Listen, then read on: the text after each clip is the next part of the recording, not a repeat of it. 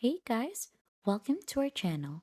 In today's video, we're going to show you how to turn on stolen device protection for your iPhone. So this is a new security measure introduced with the latest update. So let's dive right in.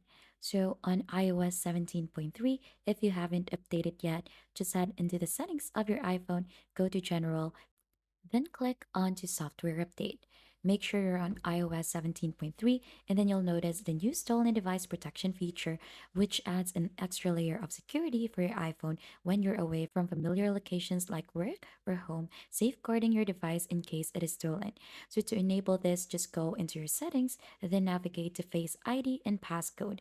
So you'll just need to type in your ID or passcode for that. And then right after that, it is crucial to have Face ID or Touch ID enabled for this to work. So once you've done that, just scroll down to the section where you'll find the option for stolen device protection on iOS 17.3.